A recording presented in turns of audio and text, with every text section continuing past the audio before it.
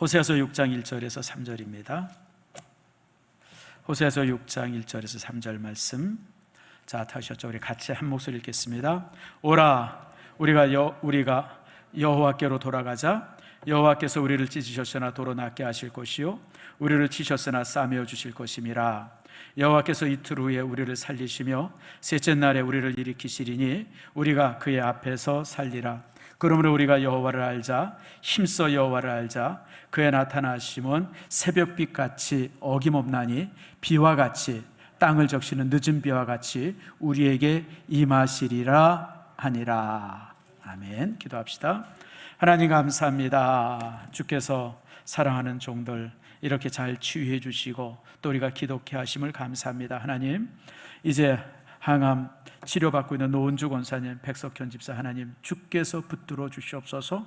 주사 맞을 때마다 고통 있지 않게 하시고 아버지 후유증 있지 않게 하시고 정말 아버지 깨끗하고 온전한 가운데서 회복되어지는 축복 주님 내리워 주시옵소서.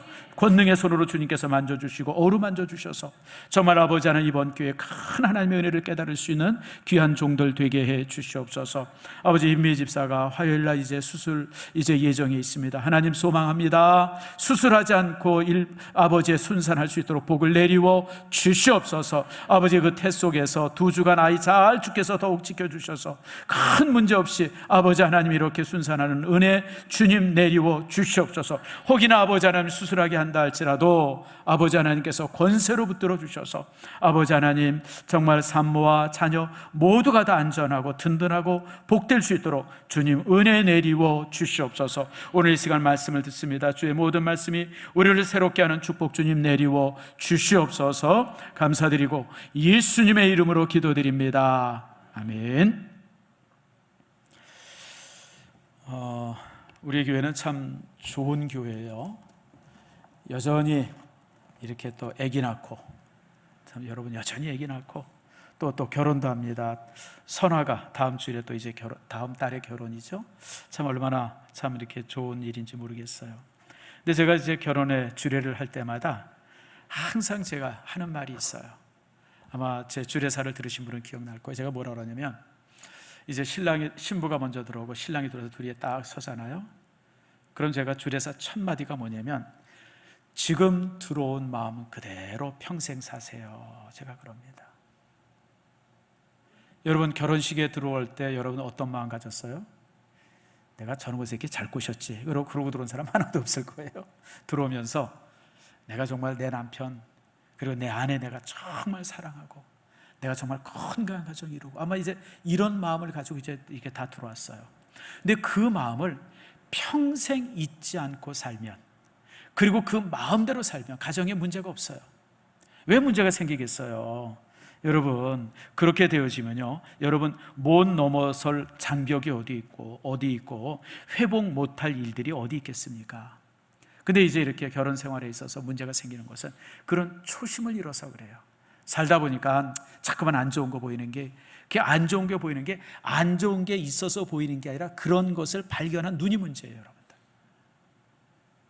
요즘에는 이제 밥 먹다가 돌 씹는 일이 없지 않습니까? 옛날에는 돌 참 많이 씹었어요. 내가 가끔 그런 얘기합니다. 돌 씹으면 씹은 내가 잘못이지. 왜 멀쩡한 돌을 씹어요? 밥알이 훨씬 더 많은데. 그러니까 우리가 사람을 찾아보면요 여러분 내 남편 내 아내 좋은 점이 얼마나 많은데 왜 거기서 안 좋은 게 자꾸만 보여요? 사랑이 식어서 그래요. 처음에 마음을 잃어서 그래요. 그래서 여러분 우리가 뭔가 살다가 문제가 있으면 딴 데 문제가 있는 게 아니라 항상 초심을 잃어서 그래요. 처음 마음을 잃으니까 항상 우리가 문제가 생기고 이제 그런 것임을 여러분 기억하시길 바랍니다. 사실 이제 이렇게 처음으로 돌아간다 초심으로 돌아간다고 하는 것은 중요합니다. 저도 사실 목회하면서 힘들고 막 이러고 그러면 26년 전에 우리 교회 개척했을 때 마음을 제가 항상 다시 한번 회복해요. 내가 그때 어떤 마음을 가지고 어떤 모습으로 내가 주 앞에 기도했고 그리고 이제 시작했나. 그게 회복이 되어지면 여러분 말씀이 치유되어지죠. 여러분도 마찬가지예요. 가정도 그렇고 사업도 그래요. 여러분들 초심을 회복하는 게 그렇게 중요한 겁니다.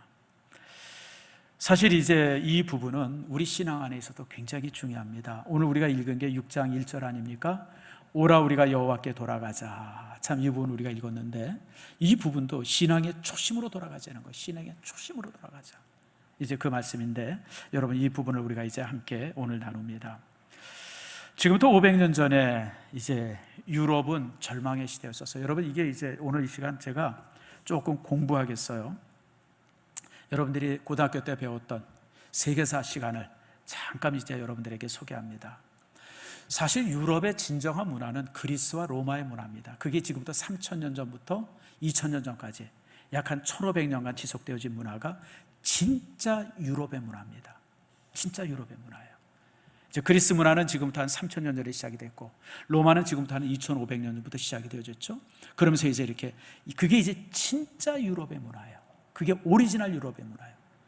그런데 저 이제 라인강 동쪽에서부터 게르만이라고 하는 야만족이 이제 침입하기 시작해요.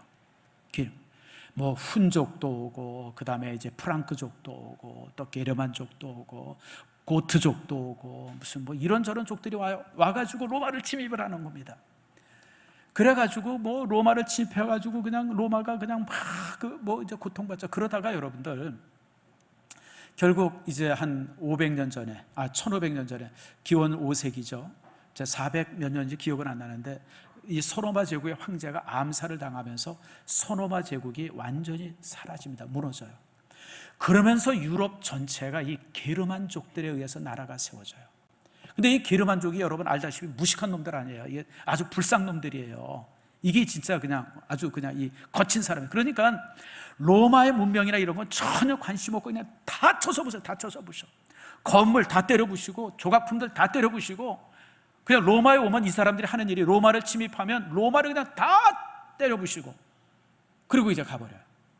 그래가지고 여러분 이 게르만족에 의해 가지고 이 유럽의 진짜 문명이 사라져 버립니다.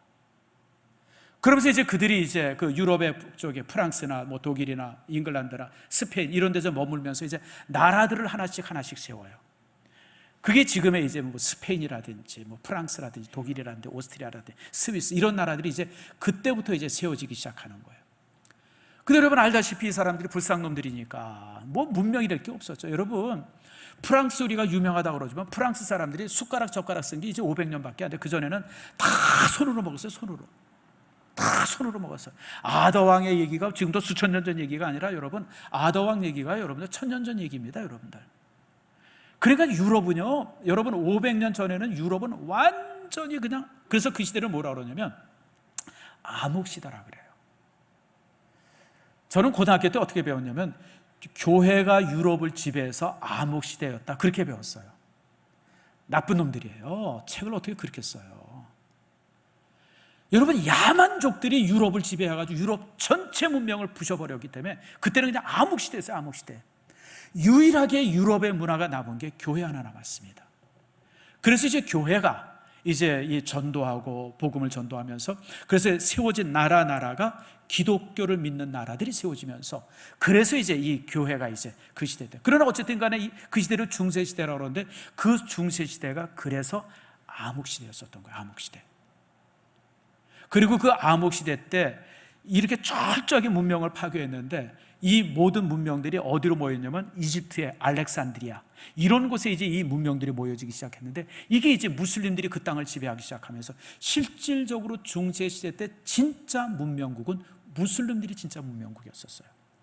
의학, 수학, 그 다음에 무슨 뭐 천문학, 지리학 뭐 이런저런 모든 것들은 다 무슬림들 속에서 나온 겁니다.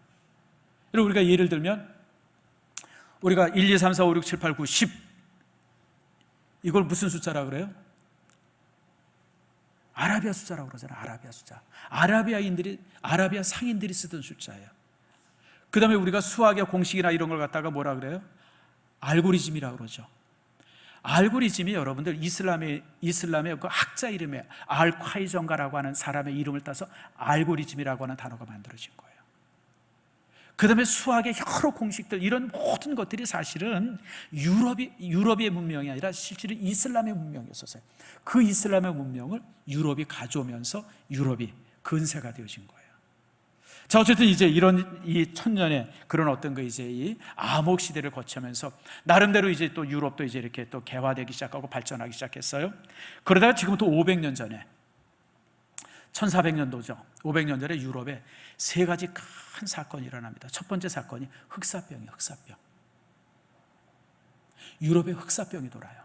제네바를 통해서 이제 배를 통해서 무역 상선을 통해서 이제 흑사병이 유럽에 들어오는데 그 흑사병이 유럽의 전체 인구의 3분의 1을 죽입니다. 별로 여러분 감동이 안 가네. 여러분 3분의 1이 전체 인구의 3분의 1이 죽었다는 거 이건 그러니까 그 흑사병이라는 것이 유럽 전체에 퍼진 것이 아니라 어떤 도시는 퍼졌고 또 어떤 도시는 안 퍼지고 막 이러고 그랬잖아요. 그러니까 어떤 도시는요 도시가 전체가 다 죽어버린 거예요. 나가보면 도시에 사람이 한 명도 없어요. 다 죽어가지고. 이게 흑사병이에요. 흑사병. 그러니까 유럽인들이 그 당시 유럽인들은 세상의 종말이 왔구나. 이제 세상의 끝이 왔구나. 이제 그런 생각을 했어요.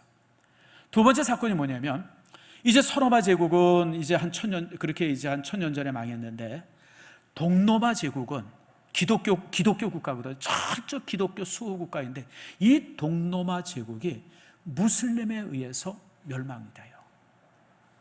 콘스탄티노플이 1453년에 점령을 당하면서 동로마 제국이 멸망을 당합니다. 그러니까 유럽인들이 그 이제 흑사병으로 전체 인구들 중에 3분의 1이 그냥 죽고 그냥 막 그런 재앙.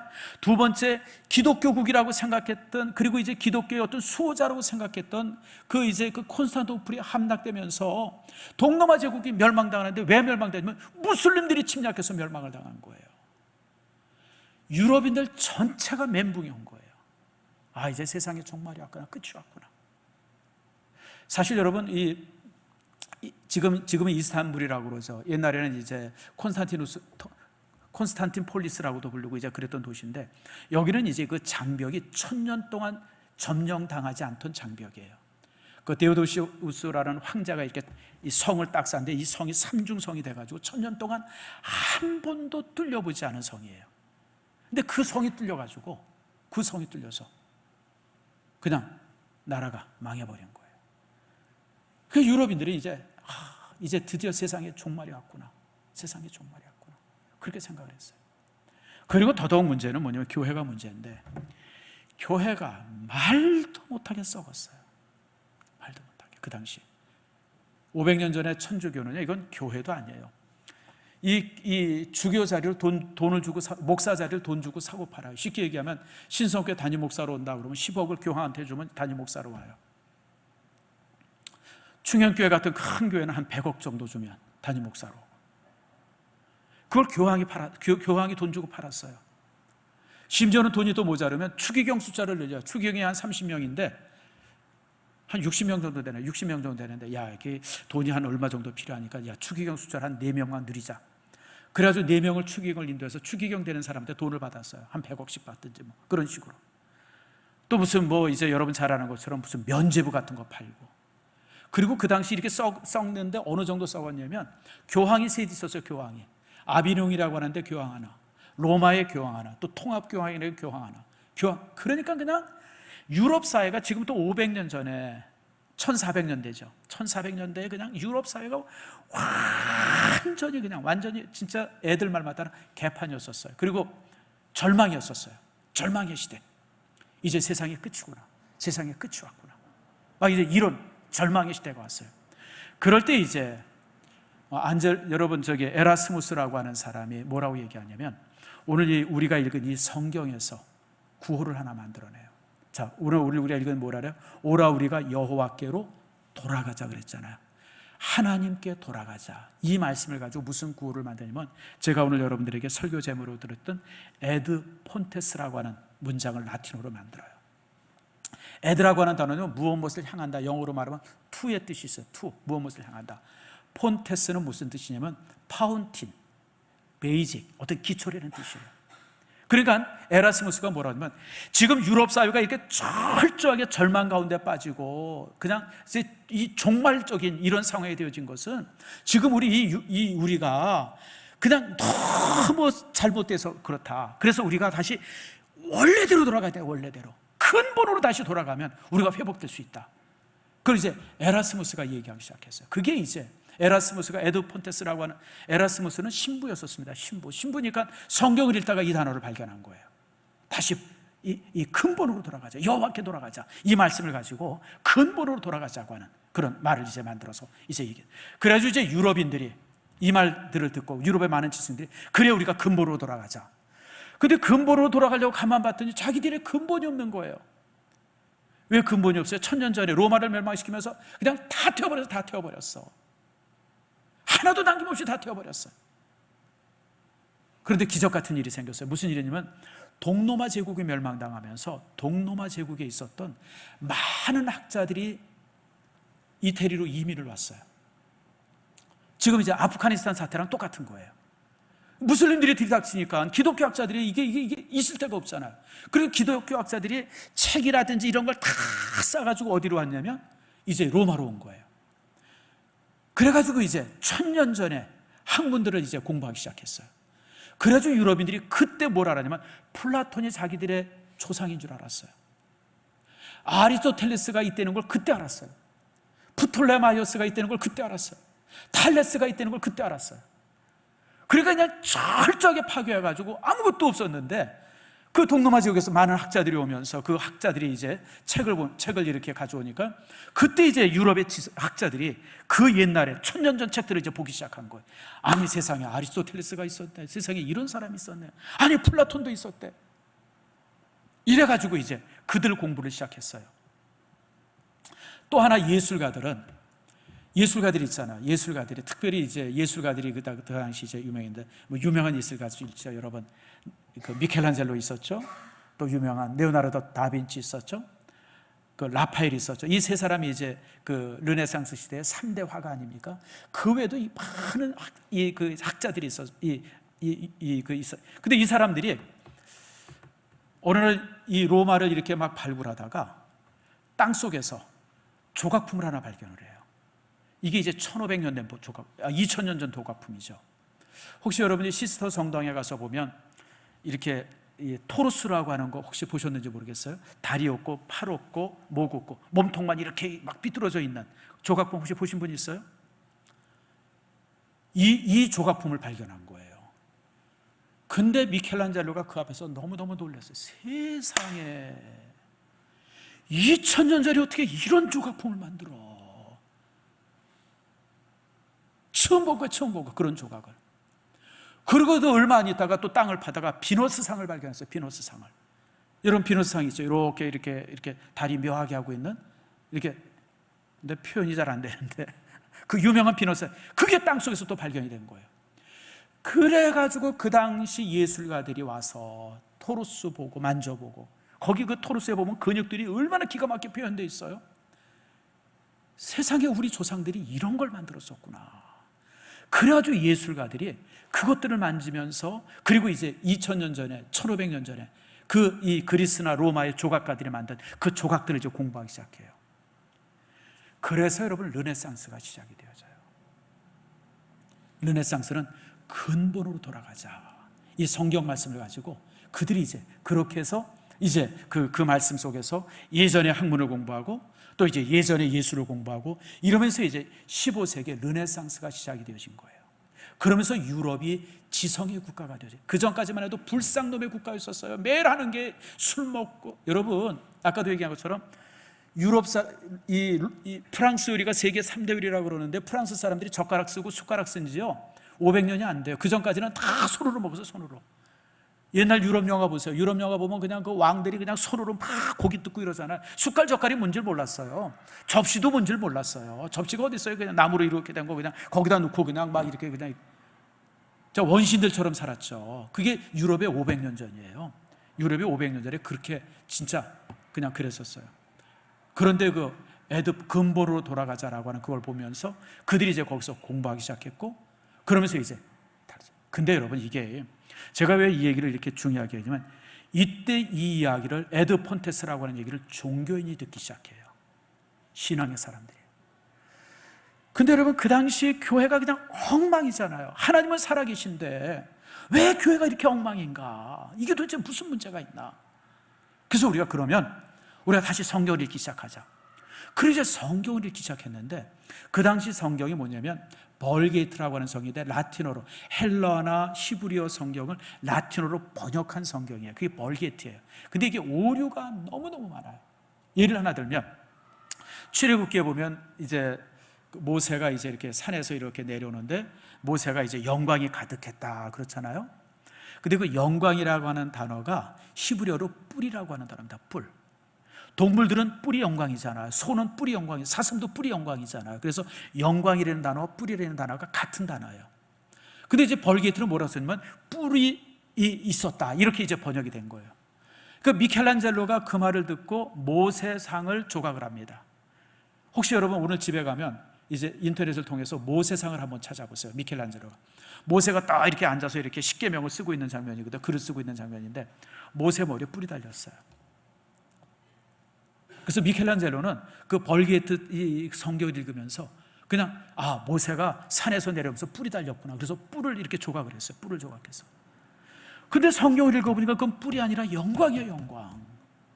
모세가 산에서 내려오니까 하나님의 영광을 받아서 영광을 가지고 내려온 건데, 그러니까 이런 번역이 우리가 너무 많은 거예요. 그러니까 많은 성경의 신앙인들이 우리가 히브리어로 직접 성경을 읽고 헬라어로 직접 성경을 읽어야 되겠다. 그리고 읽기 시작해서 읽어보니까 그동안 천주교 신부들이 가르쳤던, 그리고 교황이 가르쳤던, 얘기했던 것들이 다 거짓말이야. 다 거짓말.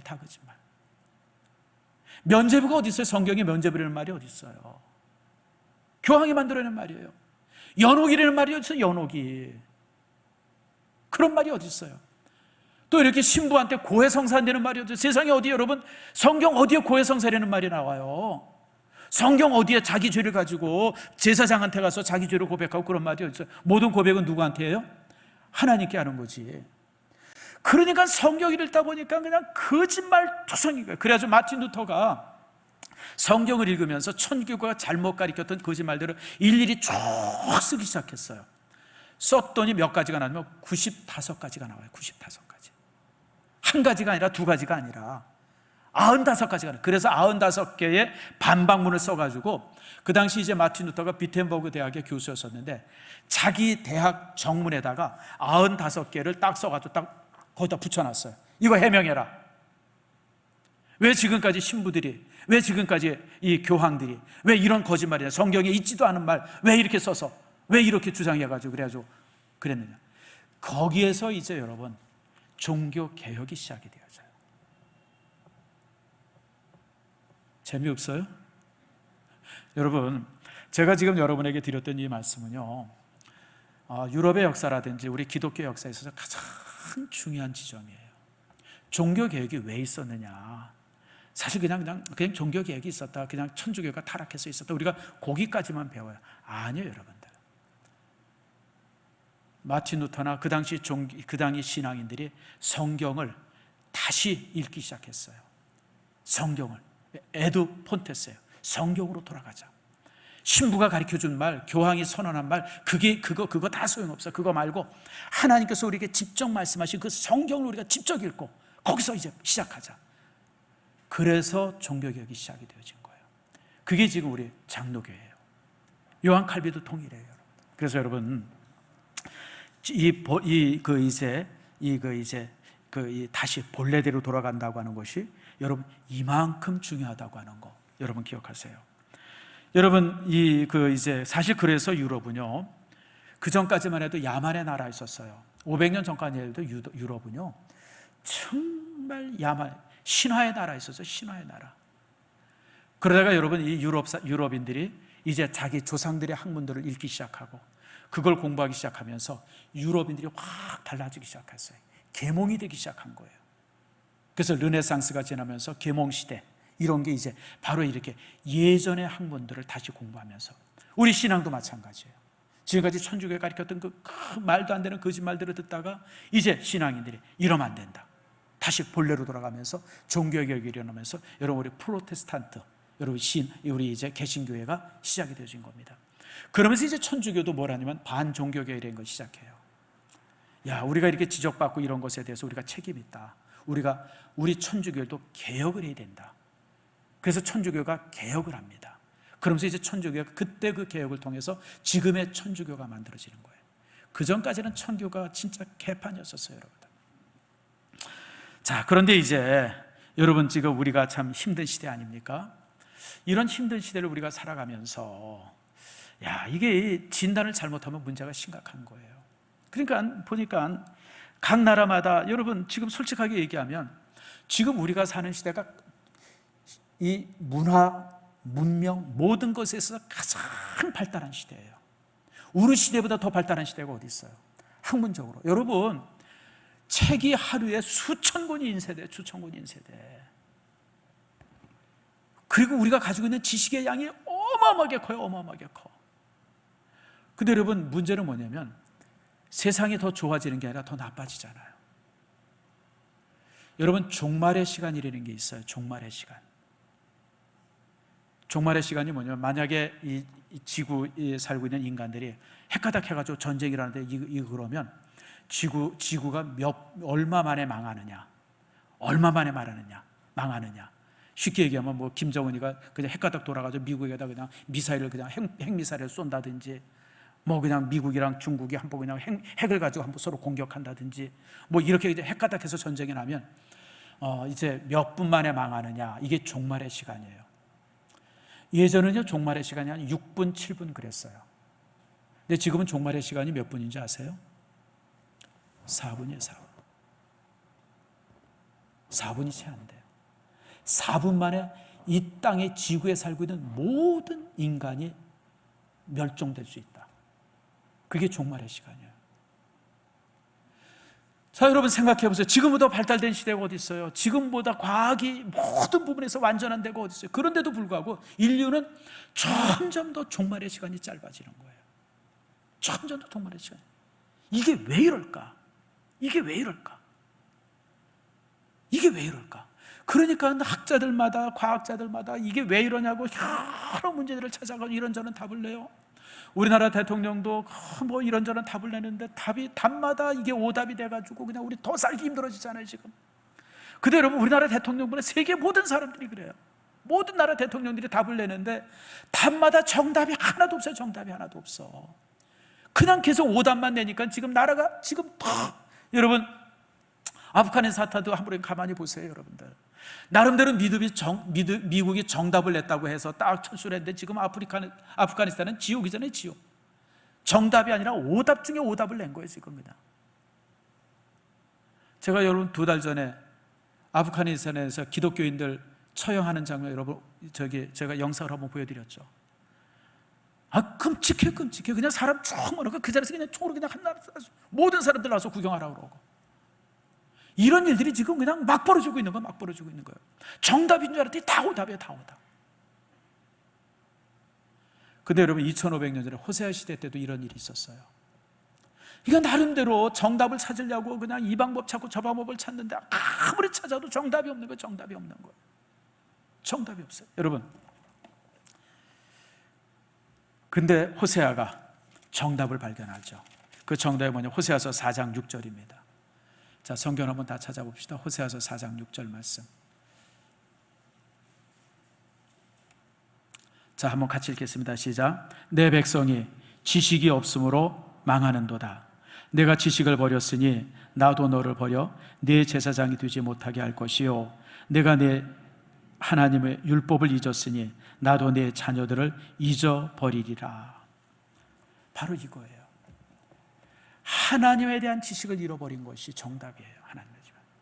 그러니까 이 정답을, 그러니까 호세아 시대 때, 그 호세아 시대 때도 참 사실 풍요한 시대였었는데, 호세아 시대가 사실은 굉장히 풍요한 시대였었어요. 그런데도 불구하고 나라에 수많은 문제가 생겨요. 그러니까 호세아가 그 문제를 가지고 하나님 앞에 기도하니까 하나님께서 왜 그런지 아느냐? 나에 대한 지식을 버렸기 때문에 이렇게 고통스러운 게 다가온 것이라는 거예요. 지금도 동일하죠. 지금도 여러분들, 우리가 살고 있는 이 시대에 이런 어려움이 여러분 다른 데 있지 않아요. 하나님에 대한 지식을 잃어서 그래요. 하나님의 지식. 자, 계시록 말씀을 한번 봅시다. 계시록 16장을 다 펴보세요. 성경 맨 뒤가 요한계시록이죠. 요한계시록 16장. 이게 뭐냐면 말세에 당할 재앙들에 관한 기록들이에요. 하나님께서 마지막 때가 되어지면 어떤 재앙을 줄 것인가, 그런 재앙이 오는데, 참 저는 이 말씀을 읽으면서 얼마나 또 이렇게 참 두려웠는지 몰라요. 자, 마지막 때, 말세지 말이죠. 예수님이 재림하시기 바로 전에 세상을 하나님께서 멸하시는데, 그 멸할 때 어떤 징조들이 올 것인가? 첫 번째 징조가 2절 말씀에 첫째 천사가 대접을 땅에 쏟는데 우상에게 경배하는 자들에게 악하고 독한 종기가 나더라. 질병이 임하기 시작했어요. 악한 질병이. 그 다음에 3절에 둘째 천사가 대접을 쏟는데 바다가 곧 죽은 자의 피같이 되니 바다 가운데 모든 생물이 죽더라. 바다가 다 썩어버려. 바다가 썩어버려. 바다에서 사는 생물들이 다 죽어버려. 지금 여러분 심각하죠. 여러분 남해 바다 가보셨어요? 남해 바다 근해에 고기가 없어요. 고기가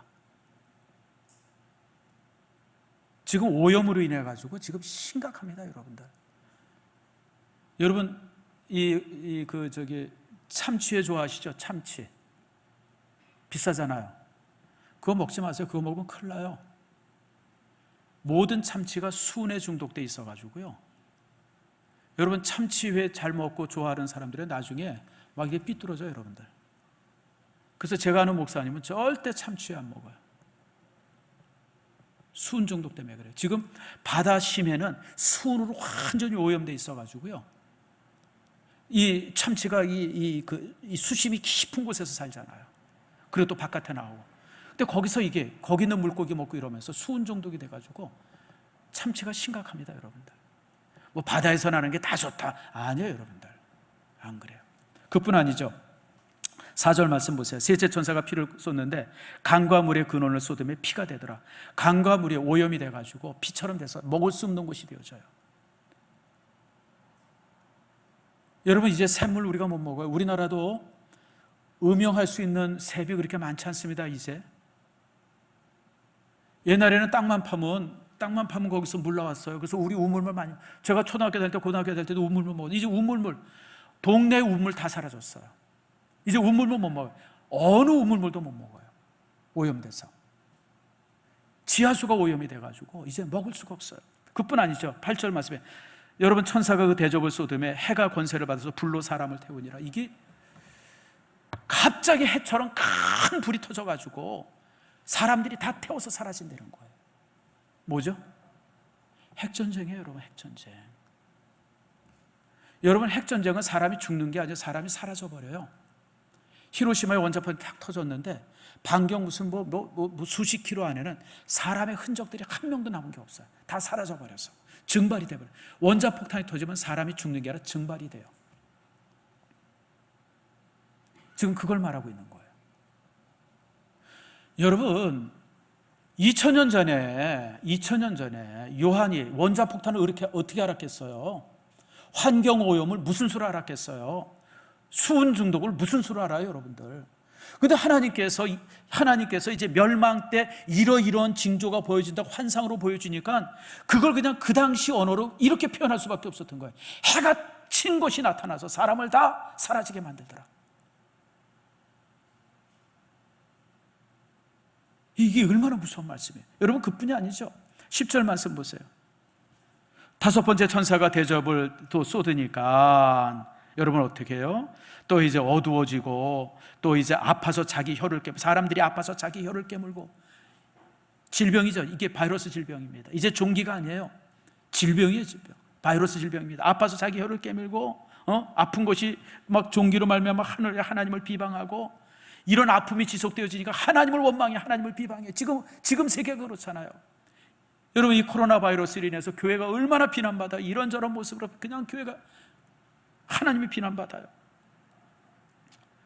12절에 보니까 여섯째 천사가 큰 대접을 큰강 유브라데의 소돔에 강물이 말라서 동방에 오는 왕들이 길이 예배되고 지고, 그리고 이제 이 13절에 보니까 개구리 같은 새 더러운 영이 용의 입과 짐승의 입과 거짓 선지자들의 입에서 나오니, 이단들이에요. 이단들. 그냥 이단들이 창궐해가지고.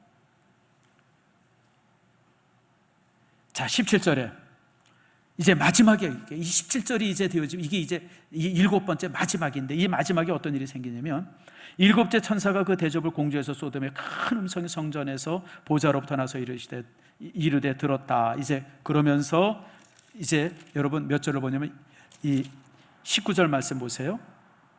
큰 성이 세 갈래로 갈라지고 만국의 성도 무너지니 큰 성 바벨론이 하나님 앞에 기억되신 바 되어 그 맹렬한 진노의 포도주 잔을 받음에, 맹렬한 진노의 포도주, 전쟁입니다.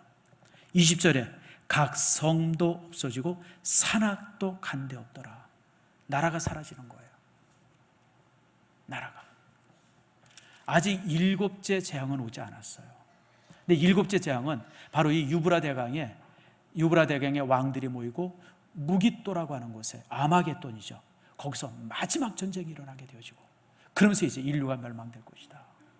그래서 여러분, 지금은 6번째 재앙이 진행 중이고 7번째 재앙은 아직 임하지 않았어요. 여러분, 지금 우리가 이런 시대를 살고 있어요. 이런 시대. 여러분, 지금 그렇기 때문에 우리는 이 사회 안에 나타나는 수없이 많은 재앙들, 전쟁의 재앙들, 질병의 재앙들, 그리고 이제 이런 여러 가지 이런 그 혼란스러움의 재앙들의 이유를 우리가 알았잖아요. 우리가 알았잖아요.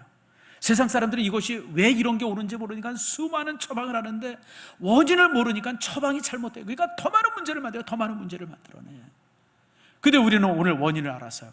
하나님께서 이런 일 때문에 하나님께서 이렇게 지금 인간들을 심판하고, 그리고 이제 마지막 남은 것이 이 6번째 심판이 진행 중이고, 이제 7번째 심판, 큰 나라가 셋으로 나눠진다.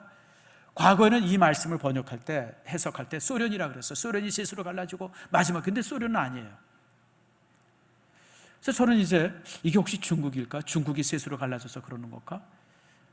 중국은 아닌 것 같아요. 이게 무슬림인가? 근데 지금 무슬림은 사실 둘로 나눠져 있어요. 순니파, 시아파라고 하고, 중국은 이 무슬림이 둘로 나눠져가지고 지금 뭐 그냥 머리가 터지도록 싸워요. 근데 여기에 또 하나 파가 만들어지죠. 그게 뭐죠? 강경파들이에요. 강경파들. 지금 아프가니스탄을 점령하고 있는 텔레반이라든지 IS라든지. 그래서 사실 이슬람은 지금 세 파로 나눠져 있어요. 세 파로. 그래서 저는 이 말씀을 묵상하면서 지금의 이슬람들을 얘기하는 걸까? 아직 모르죠. 우리가 추측만 하는 건데, 제가 볼 때는 그런 걸 가리켜. 근데 결국 이들에 의해 가지고 전쟁이나 일어나서 온 세계 인구가 그냥 3분의 1씩 죽고, 마지막 그러고 나면 예수님이 재림하신다. 이게 하나님께서 인류를 향해서 가지고 계신 계획이에요. 그게 하나님의 스케줄이에요. 그래서 이제 17장에 가서 보면 하나님의 심판에 대한 기록, 18절에도 이제 그 바벨론이 패망해요. 그런 강대한 국가가 이제 무너집니다. 그리고 19절에 가면 이제 그리스도가 재림하게 되어져요. 19장에 가면 예수님이 재림하고, 그리고 이제 20장, 21장은 예수님이 재림하면서 이제 천년왕국이 이 땅에 이루어지면서 하나님의 영원한 나라가 시작되는 것이 20장과 21장이에요. 그래서 인류는 이제 지상에서 인류의 모든 역사가 끝이 나고 하나님의 영원한 나라가 시작이 되어진다. 이게 계시록이에요. 그러면 이런 하나님께서 이렇게 작정하고 이렇게 계획하신 이런 시점에 우리가 살고 있는데, 우리 믿음의 사람들은 어떻게 살아야 되느냐는 거예요. 그것이 에드 폰테스, 근본으로 돌아가야 돼요. 오늘 호세아가 6장 1절에서 말씀하신 것처럼 우리가 다시 하나님께로 돌아가면 돼요. 하나님께 돌아가면 돼요. 그거 외에는 방법이 없어요. 여러분, 지금 과학자들이, 철학자들이, 경제학자들이, 군인들이 수많은 방법을 찾는데 해답이 없잖아요. 해답이. 지금 인류 멸망의 시계가 4분이에요. 4분. 7분도 아니고 6분도 아니고 지금 4분.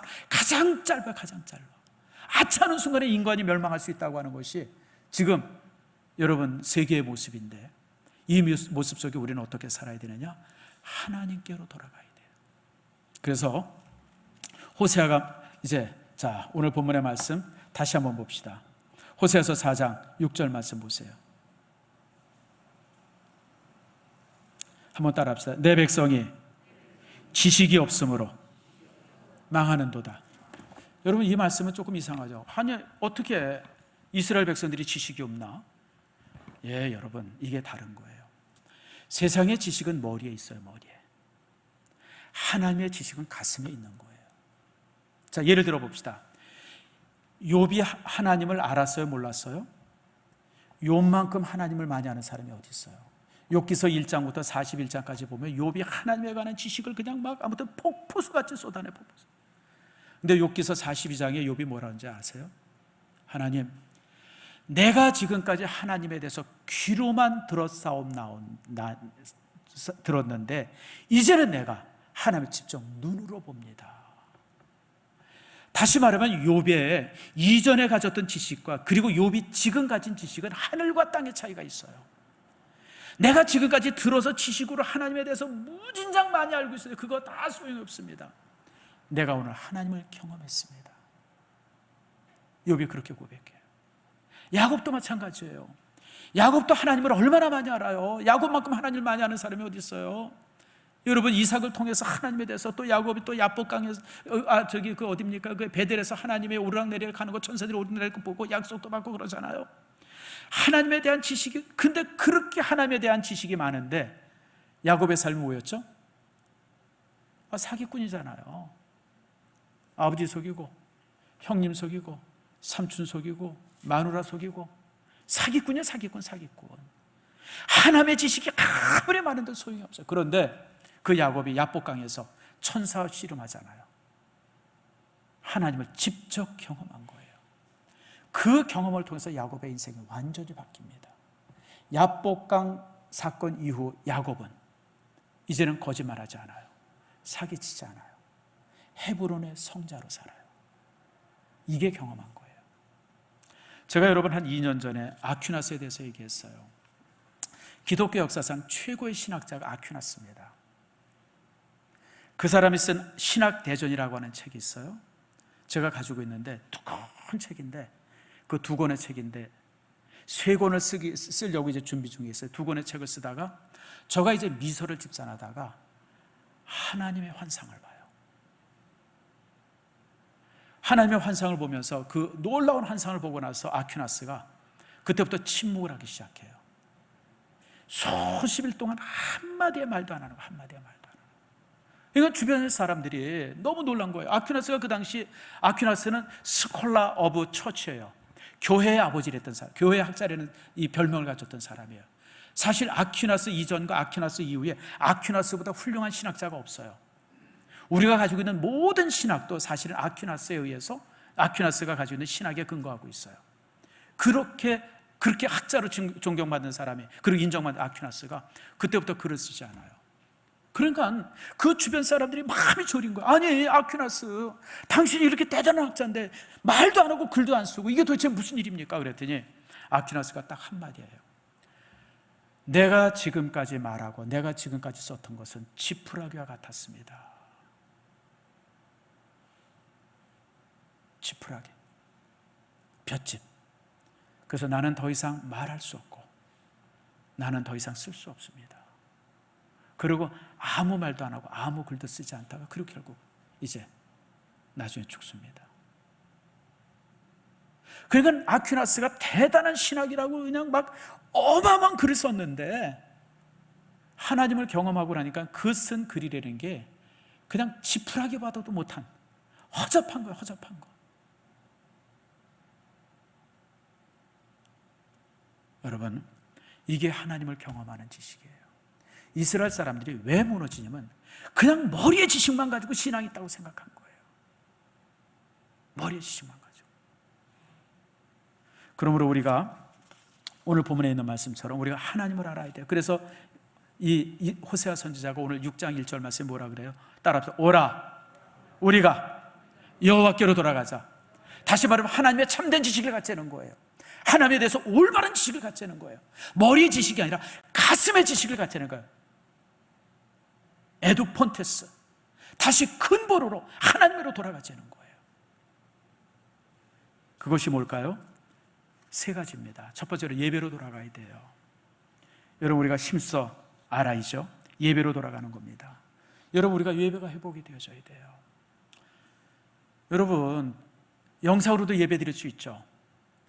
근데 여러분, 이 영상으로 드리는 예배는 예배 드리는 게 아니라 예배 본 거예요. 저도 인터넷 강의를 좀 많이 듣습니다. 여기 인터넷 강의 듣는 사람들이 있는 걸로 아는데, 여러분 인터넷 강의 들을 때 어떻게 들어요? 정장하고 듣습니까? 넥타이 메고 듣습니까? 아니죠. 다리 꼬고 앉아서 커피 마셔가면서 영화 보면서 다른 책 보면서 껌 씹어가면서, 여러분 그리고 인터넷 강의 듣잖아요. 그리고 끝나면 뭐예요? 출석 체크가 되잖아요. 여러분 솔직히 얘기하면 영상 예배는, 우리가 집에서 지금 영상 예배 드리는 분들한테 미안한 마음이지만 그냥 인터넷 강의예요. 인터넷 강의. 예배 구경한 거예요. 예배 간격이 없습니다. 솔직하게 얘기할게요. 처음에는 넥타이도 메고 하나님 앞에 이렇게 해서 이렇게 그러지만, 이게 2달, 3달 지나가면 양말도 안 신고 넥타이 하면 그냥 런닝 바람으로, 그리고 화장실도 갔다 오다가 여보 저기 커피 좀 타가지고 커피 타 마셔가면서, 여러분 그러고 드리잖아요. 여기에 무슨 예배 간격이 있어요? 예배 간격은 주의 전에 나와서 이렇게 드릴 때 예배 간격이 있는 거예요. 예배가 회복되어져야 돼요.